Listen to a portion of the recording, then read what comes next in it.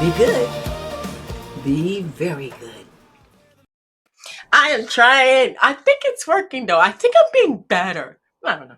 Well, whatever the case may be, this is Yaya Diamond, and I am the host of Dream Chasers Radio, and I am excited to have my guests on this show today. We're talking about when the gods died. I think that's the way it goes.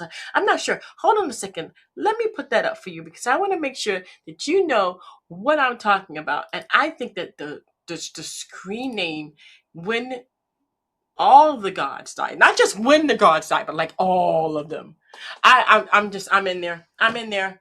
You guys, if you don't know, I absolutely love Marvel comics. Love all the movies that come out about these, and I am just a fan of. I'm already a fan. I'm already a fan, and I want to welcome to the show author of this book, Sudarshan. Thank you so much for coming on the show. Thank you, yeah, and thank you for having me. I mean, I'm excited. I'm excited too. Your Oh my shows are god. so amazing. So, Thank you. Thank you. So, okay, so let's get into this. All right. When did you have that kind of like that feeling that you were going to be writing books like this? Because this is not something that most people write. Most people write about little stories, they write about their lives, which is great, nothing wrong with it. But, it takes a little bit of an imagination to actually dive into something like this. I've been in literature, my mind from very my childhood. I used to write poetry. Then I decided to go on science and pursue medicine. So it was on my side. And then when I had an established practice, uh, kids, then I started reading again everything, all the literature I missed, literature of America, literature of Europe. And that's how then I went to Europe and visited Greece, Turkey, and I saw that all these temples, all these Mm, gods and goddesses, they were just confined to the statue. And I talked to the people, they didn't even know. They forgot. They were mm, forgotten. And I couldn't believe it. How could a whole pantheon be just, thrown out of the window? And it bothered me that they left their culture, because I came from a culture where our culture is thousands and thousands of years yeah. old, and we still pray to the same gods, Mm-hmm. still pray to the same goddess. So that's when I took it up and I started research. It took me 10 years to Mm, know the wow. mythology. Yeah, now I'm comfortable with many of these gods and goddesses, not comfortable with everyone. And Mm-hmm. that's when I started writing. And initially I thought I'll write a textbook. And then I said, this will be only read by few people, the elites, the professors and students. So I put it into a story form. So that's why it is so packed, because it has stories, and then my characters move through them. I absolutely love that. Love it, love it. I absolutely love it. Okay, so like if you were to introduce this book to somebody, like if it was like, hey, an introduction to when all the gods died, like to a new audience or people like me that are really, really into it, how would you do that? If I have to introduce them, I will say that to know the basic, the Olympians first. Who Mm-hmm. were the gods and goddesses? The Olympians, and before them were the Titans. And Mm-hmm. the Olympians were they should know the names, and they should be familiar what they do. Zeus, who is the king, and he is the god of gods. Poseidon, he controls the ocean Mm-hmm. and the waters, and Hades, who controls the underwater, and Aphrodite, the queen of beauty, and then Artemis, the queen, or actually the huntress of the wilderness. Hera is the queen of Zeus, and Hephaestus, who runs the craft, who is a craftsman. Apollo, the god of wisdom, medicines, music. Artemis, I already described. Mm-hmm. Who else? Similarly, Hestia, who takes care of the heart. You should know the basic gods and goddesses, and then if you read the book, you'll have the details of these people. The central message, if you ask me, what is the central message, Sudarshan? Then I will say that our heritage, which includes tangible and intangible beliefs, faiths, buildings, whatever we get from our heritage, we need to keep them. Uh-huh. And Yeah. that heritage was lost. And Wow. And that's the central message for everyone. Right. Keep your heritage. Keep your heritage. I'm looking at the book, right? I'm thinking about it, and I'm thinking about the shift between the ancient Greek to the Christianity, or the modern Christianity, even though it was a little bit different back then, but it's still Christianity nonetheless. I mean, what drew you to start the story from the historical and essential angle? Well, I have seen how the foreign invasion, because I come from a place where the foreign invasions had tried to convert local people to their faith and also do the biggest thing, which is acculturation. Mm, So I know, that it can happen, but it should be resisted. And mm, I know how Apostle Paul brought Christianity in around 49 AD, followed by Apostle Andrew. mm. You know why Andrew's name was Andrew, right? In my the protagonist, he was the second apostle who took Christianity there, and he converted Dionysius, the Areopagite, who became the first bishop of Athens, in fact.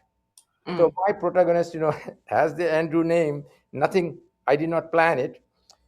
And in 313 AD, the Edict of Milan, issued under Constantine the Great, allowed Christianity to become the state religion. And there were a lot of violence. There are a lot of destruction of Greek temples that followed, and mm-hmm, all that the history. mm-hmm. I do know. Yeah, Yeah, you know that, and and yeah. and and you will say that's how one whole Mm-hmm. concept was eliminated, and Yeah, that saddens me. yeah, it is. It is sad. I mean, I understand it. Historically speaking, we should be keeping that in line. We should be keeping that in check. And we have lost a lot of things. We've Yes. lost a lot.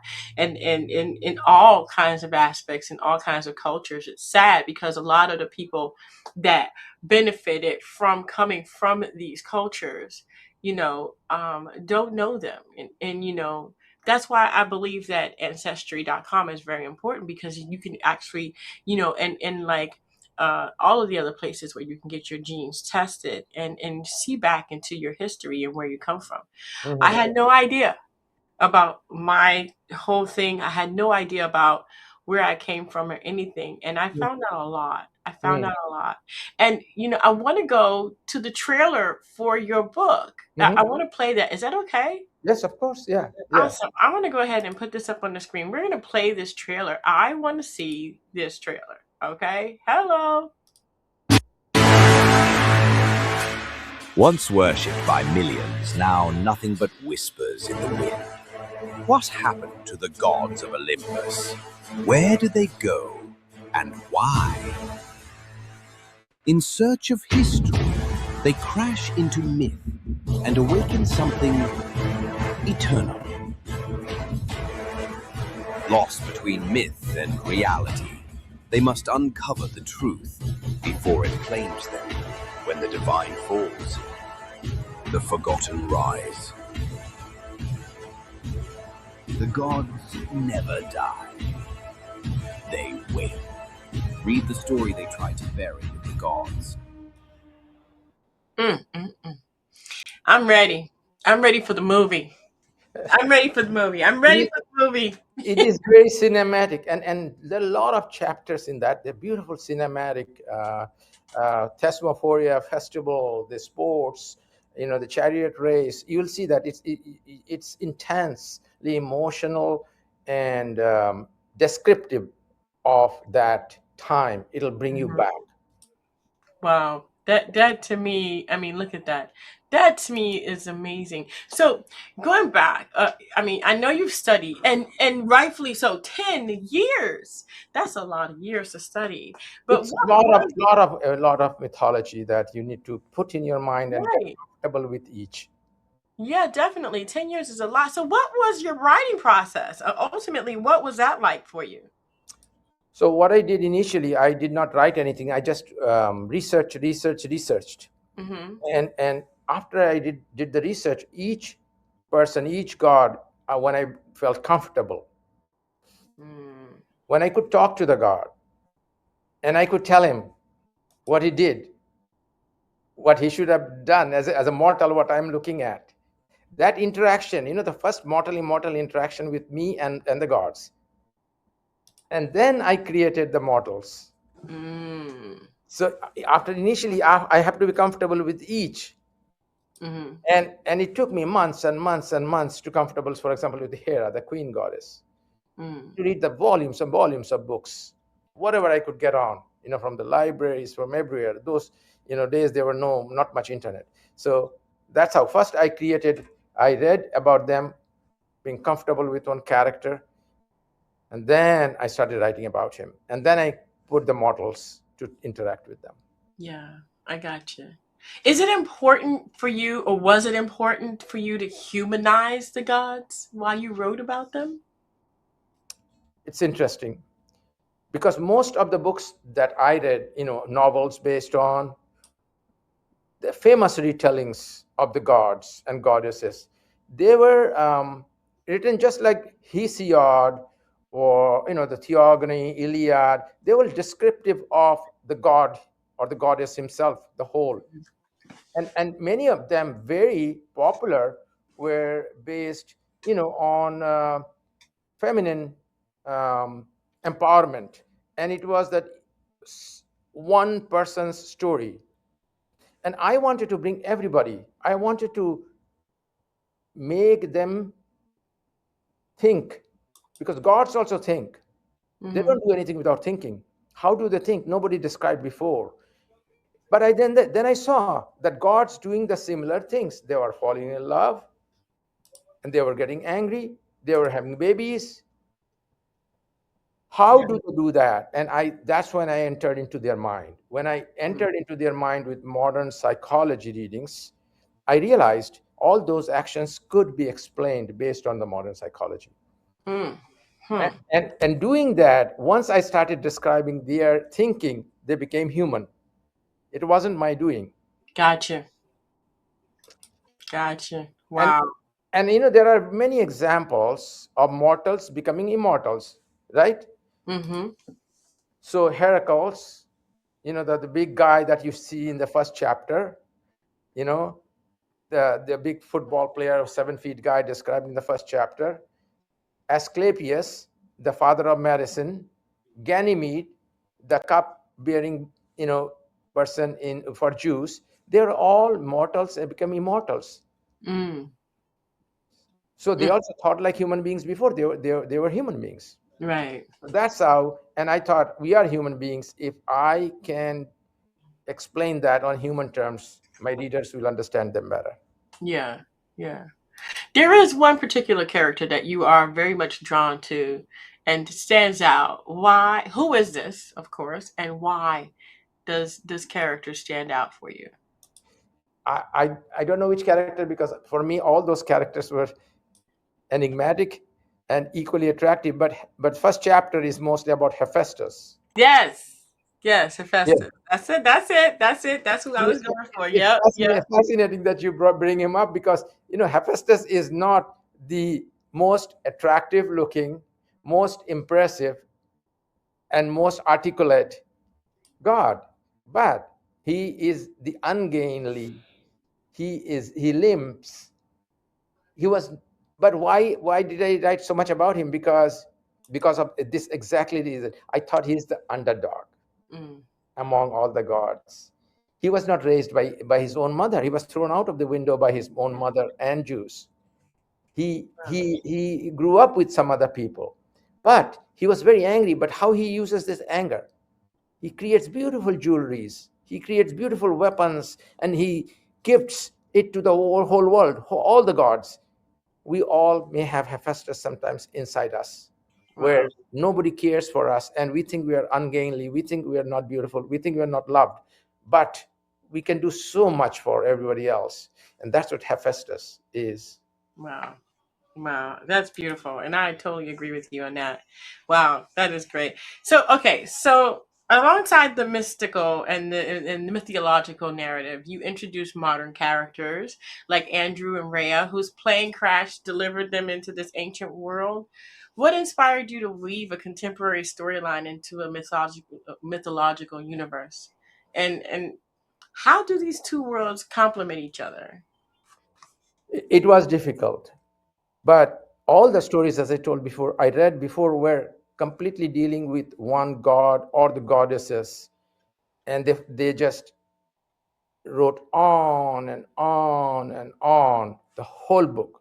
Mm-hmm. And I found a lot of superfluous, lot of imagination in them. They were not even true, those books. And they were very famous. And I said, no, I'm going to do something different. I'm going to make this relevant to people. So what I did, I created a believable journey. Americans traveling Greece, believable. In vacation, modern couple just like us.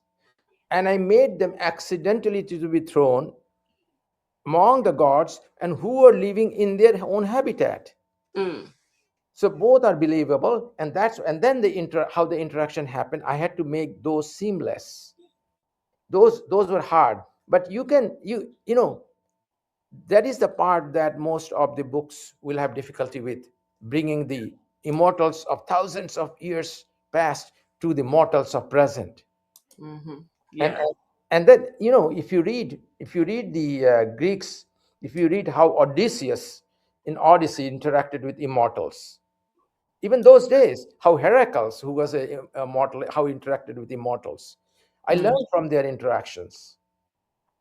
And Mm. that's why I made these story where you have something tangible, something you can believe in, some one of you Mm-hmm.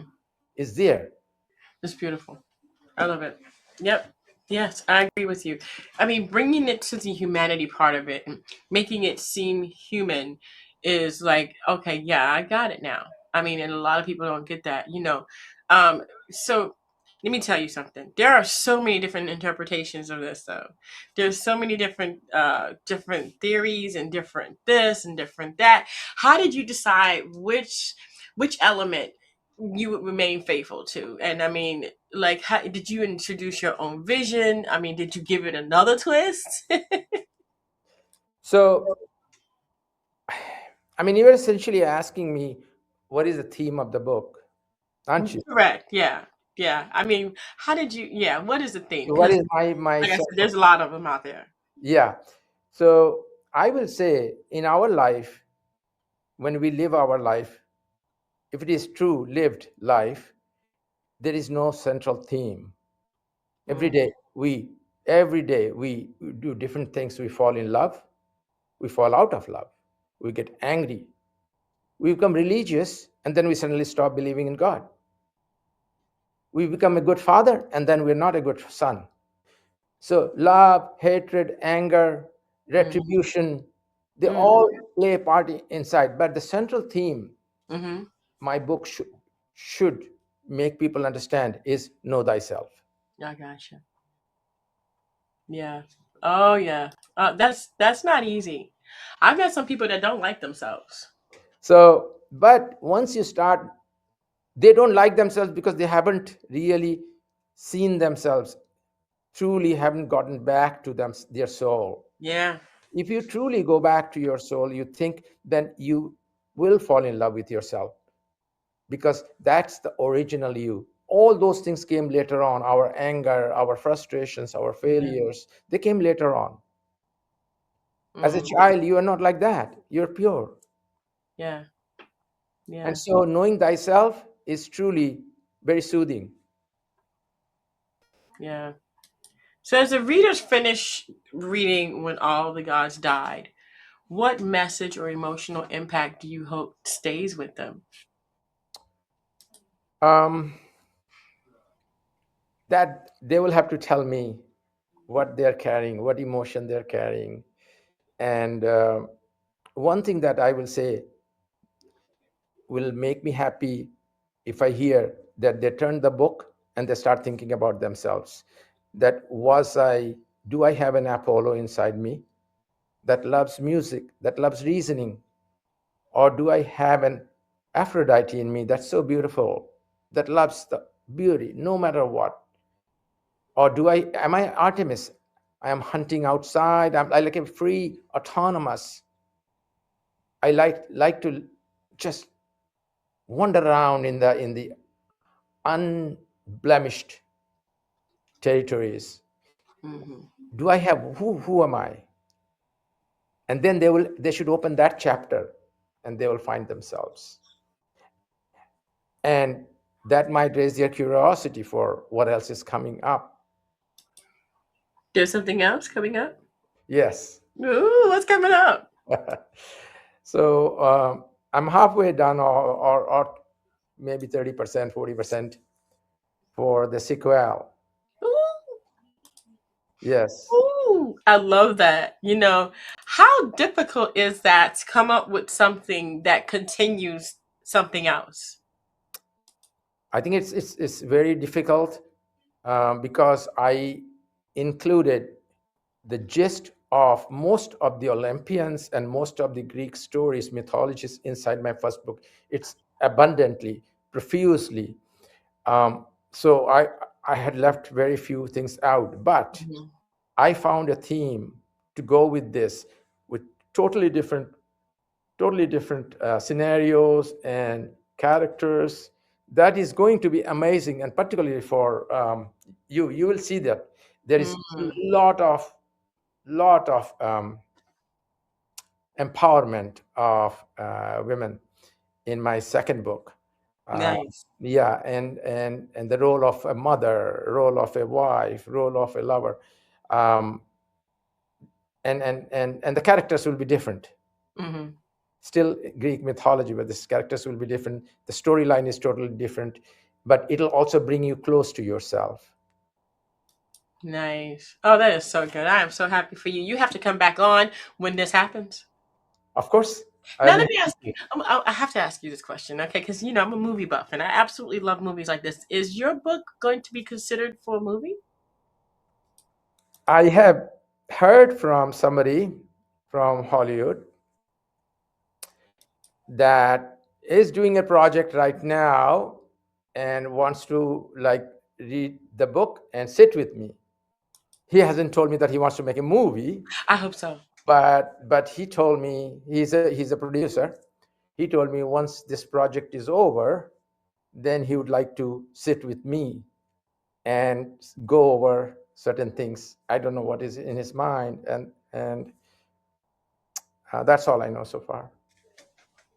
I hope you got to do good. You got to be impressed. Go with your best suit. Take like 10 books with you. Well, I'm just overdoing it, but I'm just very excited for you. I mean, these things don't come around a lot. You know what I mean? These opportunities are once in a lifetime opportunities. And when you have a book like yours that's gonna, that's like this, when all the gods died, that's just telling me like Marvel Comics or something. That tells me like DC, Marvel Comics. It tells me that this is more than just a book. Yes. Definitely more than just a book. And so being a movie would be like I would be like the first person there.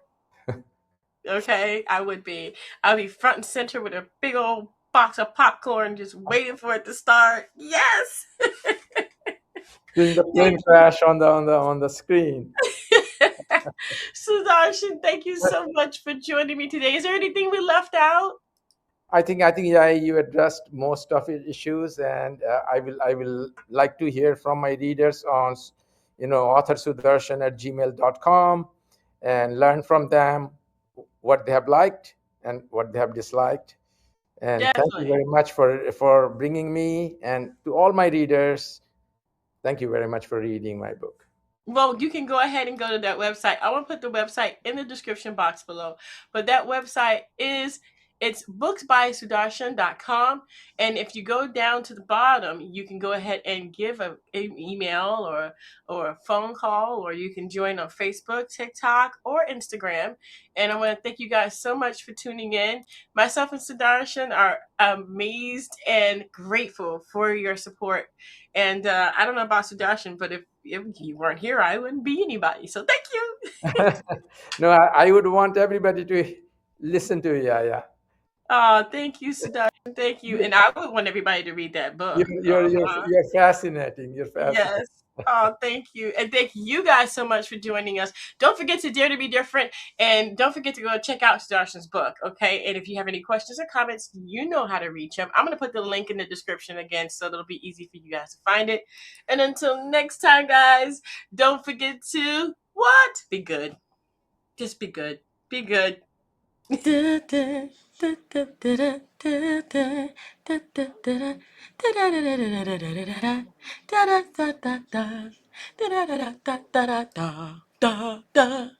Thank you for watching.